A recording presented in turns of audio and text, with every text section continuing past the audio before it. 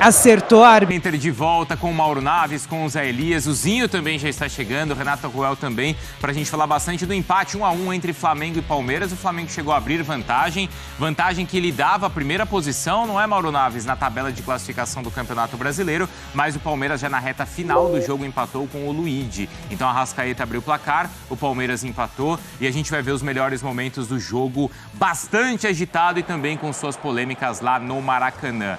Logo no comecinho do jogo, 2 chances, uma para cada lado, Palmeiras com Maurício, o Flamengo respondendo assim, olha, ainda com o Cebolinha em campo, que depois saiu contundido. Mauro, tudo bem? Boa noite. Boa noite, Bruno, Zé Elias, um abraço ao Zinho que vai estar conosco daqui a pouco, ao fã de esportes, parabéns aos pais aí que estão comemorando e nos acompanhando. Bruno, assim, se olhando o jogo todo, pode ter tido a impressão, talvez, do torcedor do Flamengo, a gente vai ganhar esse jogo. O Flamengo está mais inteiro, está mais afim do jogo. Essa cabeçada do Pedro aí também foi um grande lance. 2 lances, né? O Everton foi muito bem nessa cabeçada e agora nessa saída aí do Arrascaeta, cara a cara com ele. Então, nesse momento aí, a impressão que se tinha, o Flamengo, uma hora ou outra, vai conseguir fazer. Mas se olhar números de uma maneira geral, muito igual, tudo muito igual. Aí tem o gol do Palmeiras, não é o gol do Flaco Lopes, e aí a gente vai ver que através do VAR, inicialmente o gol ele é confirmado, não é? E depois o Wilton Pereira Sampaio, auxiliado pelo VAR, as linhas traçadas e a decisão de impedimento. Mais uma vez o impedimento marcado após as linhas traçadas. E o Flamengo continuou em cima no primeiro tempo, Zé. Boa noite, Bruno. Boa noite, Mauro. Boa noite, Zinho, né, que daqui a pouco estará conosco. Boa noite a todos. Houve em 90 minutos nós tivemos várias alternâncias de jogo, né, de comando do jogo, né? O Flamengo dominou os primeiros 20 minutos, depois o Palmeiras conseguiu brecar um pouquinho, conseguiu dificultar um pouco mais a vida do Flamengo. No segundo tempo, o Flamengo começa um pouquinho melhor, o Palmeiras se ajusta de novo, o Flamengo faz o gol. Aí com as substituições no finalzinho do jogo ali, quase no finalzinho do jogo, né, que entra o Rômulo, o Luigi, e o Veiga, aí o time do Palmeiras acho que passa a ser superior ao Flamengo, mas eu tô com o Mauro, né? Um jogo de 2 times grandes, 2 times que vem se enfrentaram em 15 dias 3 vezes, né, no mínimo, né? Foram 3 vezes, então existiu um respeito muito grande, uma rivalidade dentro do campo, mas a qualidade prevaleceu em termos dos confrontos. Mas foi um jogo muito equilibrado. O Everton acho que fez o maior número de defesas, né? O Rossi também apareceu bem, né? Mas as defesas do Everton talvez sejam mais plásticas, sim, né, Zé? São mais, vamos dizer assim, são mais vistosas, né? O Rossi tem uma maneira diferente, inclusive no gol, né? O Rossi chegou a fazer a defesa, mas... talvez a mais vistosa foi defender a cabeçada do Rony, né? Foi difícil, né, de defender. E aí ele acabou espalmando, a defesa é difícil, porque foi a queima-roupa. E aí o Luigi fez seu primeiro gol no profissional, né? Mas foi um jogo... a gente espera sempre mais dessas 2 equipes, né? Do Flamengo se espera mais tecnicamente, do Palmeiras uma competitividade maior. Mas as 2 equipes têm muita qualidade e aí, como eu falei, as alternâncias de jogo, do comando do jogo, né? Dentro de 90 minutos determinaram o empate. E os 3 jogadores que participam do gol são os que apareceram depois de substituições, né? O Rômulo levanta a bola na área, o Rony cabeceia e aí na sequência o Luigi empurra a bola para dentro. Ainda teve uma expulsão, é isso? Do Murilo, já no finalzinho do jogo, né, Mauro? Bem no final já não interferiu, não criou nenhuma vantagem a mais para o Flamengo, o fato de ter um jogador a menos, enfim. Mas se sai um golzinho ali, sempre iam dizer que foi um prejuízo, né? Teve essa chance após a expulsão, mas foi para fora. Não, repito, a gente vai mostrar provavelmente daqui a pouco os números, você vai ver, 52% de posse de bola aqui do Flamengo, 48% lá, sei lá, 11, 10 chutes do Flamengo, 9 do Palmeiras, tudo assim muito parecido. E é o que a gente constatou aí nesses melhores momentos, né? Um pouquinho aqui, um pouquinho lá. No gol, o Flaco Lopes estava na boa, mas o Gomes estava realmente impedido, né? Eu estava brincando na redação com a Renata, que agora é o VAR feijoada, né? Uma hora é um joelhinho, uma hora é uma orelhinha, uma costela. Uma costelinha, entendeu? Rabo. Vai ter o rabinho quando tiver de costas. Essa feijoada não é a light. Pois é, não, pesada. Mas é isso, é sempre aquele pezinho que ficou, aquele joelhinho. Porque dessa vez, nesse gol, né, no lance do Gustavo, é um lance também ajustado, mas não me pareceu, talvez não tão ajustado quanto do meio de semana, porque aquele é quase que imperceptível, né? E outra, a imagem, a gente olhando do lado de cá, quando o Gabriel Menino vai bater a falta de lá, eu não tenho precisão nenhuma de que momento... Isso do meio de semana. Do meio de semana lá, que momento parou esse frame, entendeu? Ah, ele já tinha chutado, não tinha, tal. Estava muito ajustado. O que mais me chamou a atenção, eu comentei naquele lance, foi que haviam, acho que 9 jogadores do Flamengo dentro da área e o Flaco cabeceou livremente. E o Flamengo que contratou um especialista em defesa, né? Tirou o técnico da Ferroviária, levou para lá, para a comissão técnica, para arrumar mais a defesa, mas eu acho que continua dando ainda vacilos defensivos. Era uma oportunidade enorme para o Flamengo, que já sabia da derrota do Botafogo, que ajudou demais, o Juventude ajudou demais, tanto a Flamengo, a Fortaleza, que já estava lá, e Palmeiras, porque o Palmeiras, se não me engano, ficou com 38 pontos. O Botafogo iria para 46. O Flamengo, ele abriria 6 pontos de vantagem para o Palmeiras e ainda hoje, com um jogo a menos. Ó, mano, Botafogo hoje tem 43 pontos. Fortaleza 42, Flamengo 41 e Palmeiras 38. O Palmeiras 38. Se o Botafogo ganha, seriam 46. Isso. É muita coisa. Esse é o gol do meio de semana, né? Exato. Aí, ó, eu não vejo lá o menino, né, para saber que horas que ele bateu na bola ali. Que hora que ele bateu na bola, ele bateu. De que horas que o VAR parou o pezinho dele lá e tal. Enfim. Agora, isso aí tá certo, ok, anulou, hoje estava errado, anulou, e a gente vai nesse VAR, mas nada confiável, né? Ninguém vai me convencer. Quem disser que estava impedido, eu falo ok. Quem disser não estava, eu falo ok, porque eu não tenho uma certeza absoluta. Eu espero que a gente tenha câmeras melhores, um VAR diferente para o ano que vem. Com uma maior definição, com uma tecnologia melhor. Sim, porque você paga 100 milhões de prêmio para os clubes. Toda semana eu falo isso. Gasta 30 para um VAR melhor. Não adianta você aumentar toda vez premiação de Copa do Brasil, de Libertadores, É o cala-boca. Não, mas correu o risco de uma competição tão cara, assim, um prêmio tão alto, ser decidido, às vezes, num erro. Então, e aí... melhore esse sistema para a gente não ter problema, como tem lá fora. A gente viu agora na Olimpíada, inclusive o Brasil acabou de fazer um gol ali, né, na final contra os Estados Unidos, aí na hora, pim, ninguém reclama, ó, não, tá aqui e tal, marca, põe a faixa. Os nossos não, os nossos são demorados e suspeitos. Não estou dizendo que eles estão errados, que eles erraram os lances. Não, mas você fica na dúvida. A própria, eu não sei se ainda é o mesmo, até perguntar para a Renata quando ela chegar, a própria empresa que faz o software do VAR, ela mesma admitiu, né, que ela não tem uma precisão, que existe Essa atual ferramenta, Renata, faz 5 anos que a Renata conta a mesma coisa pra gente. Tem uma diferença, não, né, a diferença não, e o importante é uma coisa. A diferença não é de 1 centímetro, de 2, é de 30 centímetros. 30! A margem de erro é de 30 centímetros, ou seja, não serve para nada. Quem tem ali a ferramenta na mão é que decide se quer marcar o impedimento ou não. Porque de um frame para cá ou um frame para lá, você classifica ou você elimina o time, dá uma vitória para um, dá uma vitória para outro. Se você pegar o lance de quarta-feira da semana, né, no meio da semana, você falar gol, passa. Isso passa. É isso que eu te digo, porque não é uma certeza absoluta. Não é uma certeza, realmente, não é certeza absoluta. Mas aí, sabe qual que eu acho que é o maior problema, Zé? Eu não vou nem...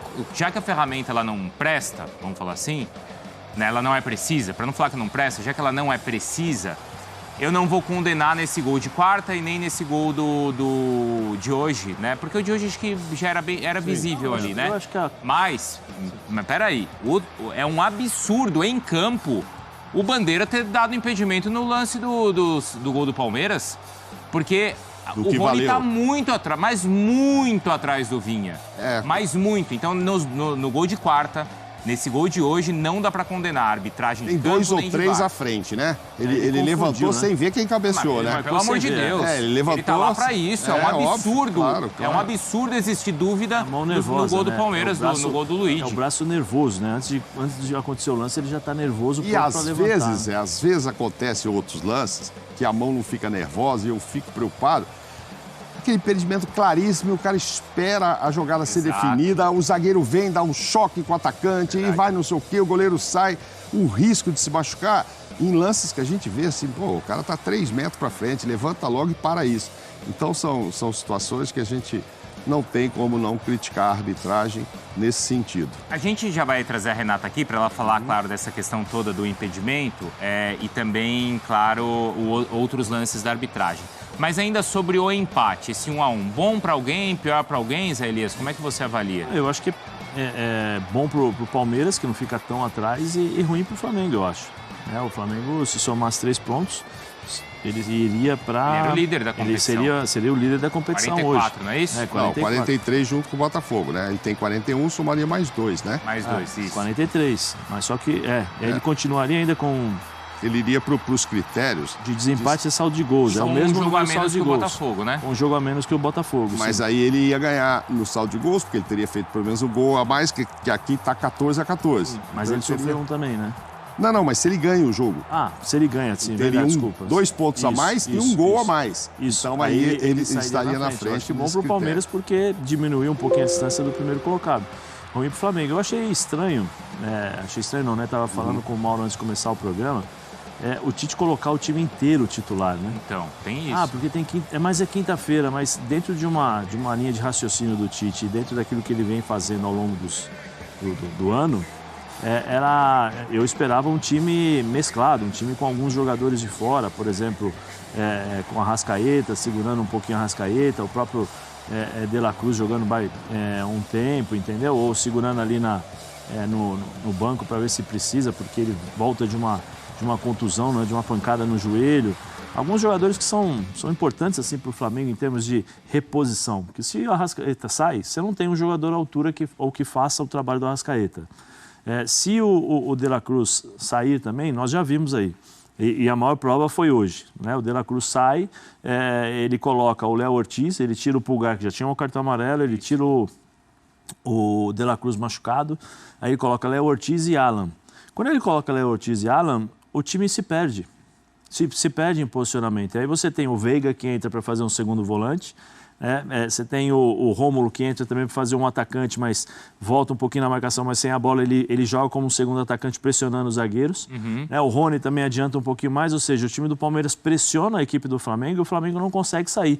E aí depende do Gerson voltar no meio campo para poder dar um pouquinho de desafogo para os dois jogadores de meio campo, para o Léo e para o Alan. Nessa troca nessas substituições, o time do Palmeiras cresceu e se tivesse talvez mais 5 minutos, o Palmeiras poderia criar mais situações de gol, porque depois das substituições o Palmeiras controlou o jogo. Já vou chamar o Zinho então para participar agora sim aqui do Sport Center conosco, e já a Renata Ruel falando aí desses lances todos, dos impedimentos. O Palmeiras reclama ali de um cartão também que deveria ter uma cor diferente, segundo o Palmeiras pro Pulgar, a gente fala sobre isso.